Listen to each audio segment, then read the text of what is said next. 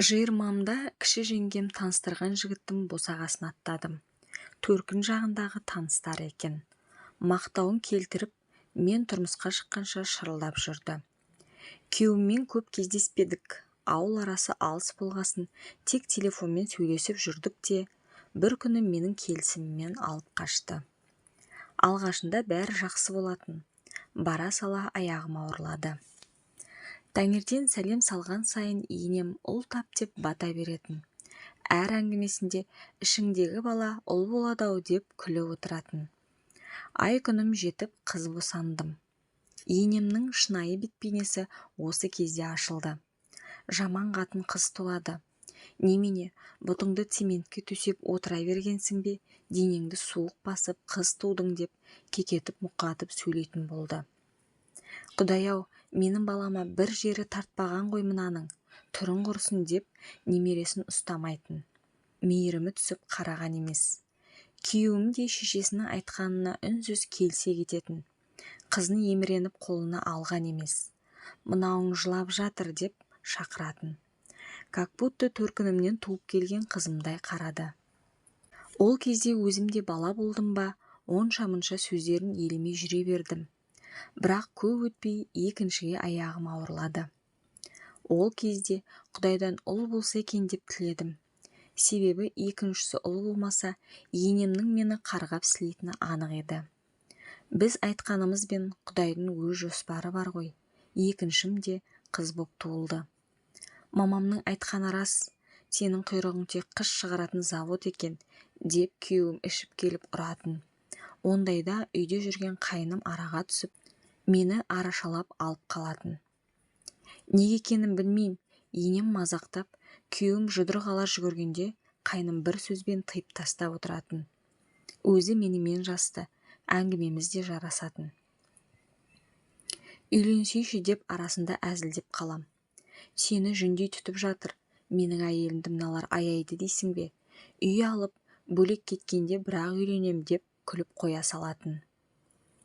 Осы жерде тағы бірдеңе есіме түсіп отыр.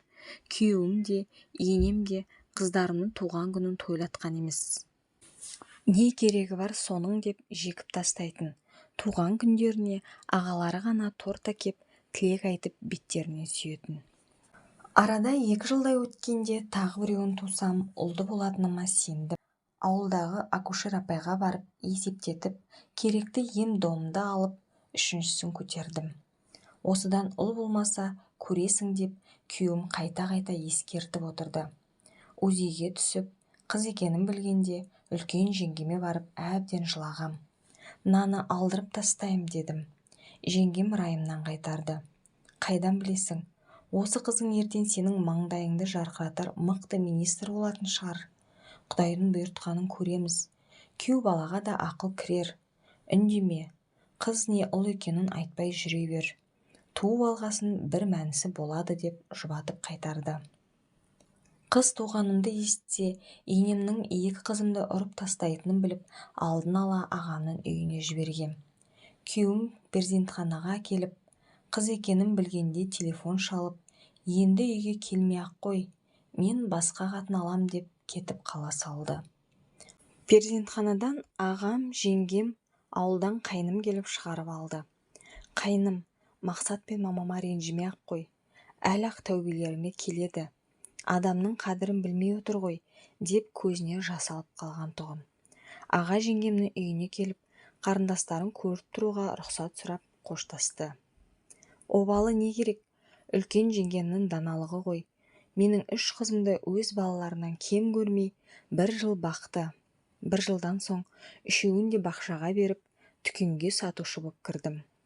Осы уақыт аралығында қайным келіп, жағдайымызды біліп тұратын. Қыздар ауырып қалса, дәрі-дәрмегін жеткізіп беріп, жиі телефон соғып жүрді. Арада тағы 1 жылдай өткенде қайным маған сөз салды. Бұл уақытта күйеуім басқа біреуге үйленіп кеткен.